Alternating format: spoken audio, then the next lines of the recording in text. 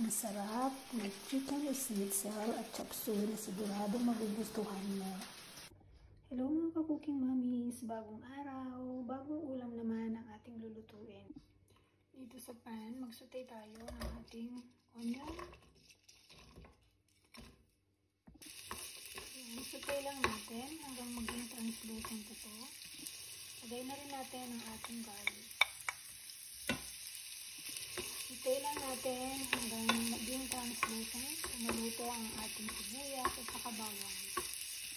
Lagay na natin ang marinated chicken. Ayan. Mix lang natin. Mix lang natin hanggang mag-combine ang ating mga ingredients. Lagay tayo ng pasin. Lagay ako ng konting tubig para maluto ng maayos ang ating karne. Minarinate ko lang yung karne ng soy sauce, turmeric powder na konti, paprika, paminta, at saka magic sarap. Meron akong tirang chorizo, ihalo na natin. Mix natin hanggang papiran lang natin hanggang mawala yung tubig. Yan, pwede na tayo maglagay ng ating gulay.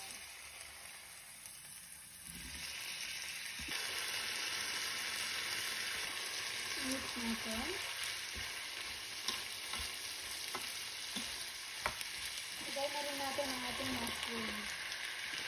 Mas maraming gulay, mas masarap. Mix lang natin. Lagay na rin natin ang ating broccoli at saka cauliflower. Ayan, mix natin. Nagpalit ako ng lagayan kasi marami pala to. Lagay tayo ng oyster sauce. Paminta, paprika, ating magic sarap, konting magic seasoning, ang palasa. Lagay din tayo ng dark parsley, kalahating magic juice. I-mix natin.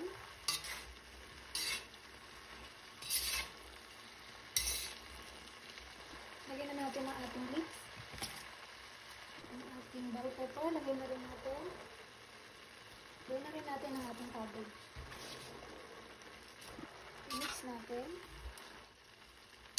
Nagsabay-sabay ko ng ating mga gulay kasi lahat naman ito madaling maluto. Lalagay ako ng konting vegetable stock. I-mix natin. Tikman natin. Check natin. Haluin natin para pantay-pantay na maluto ang gulay. Tikman ulit natin. Check natin. Haluin natin ang ating gulay. Para maiwasan yung overcook ng iba, yung iba hindi pa luto. Tikman natin ulit. Lutuin natin ng 3 minuto pa. Check natin. Kindly check this one. Taste it. Lagay na natin ang ating slurry. Mix natin. You like it? Yan. At ready I would na say it's enough. ang ating No more cooking. gulay. Dito na ang aking boss sa tabi ko. Yeah. Luto na guys. Para sa ating schnitzel, meron ako ditong marinated na.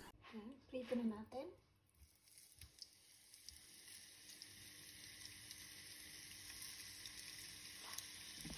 Prito lang natin yan sa low medium fire.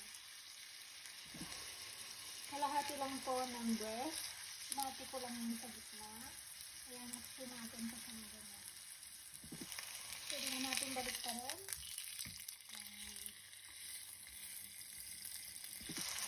Ayan, nandito na siya. Sunod naman natin itong isa. Ayan. Dahil nilutuin din natin ito ng low medium fire. Madali lang kasi maluto ang chicken. Kasi malambot. Tapos manipis pa yung pagkahiwa ko nito. Kaya madali lang siya maluto. Balik pa rin na natin. Ang dami yung pagkakaluto niya.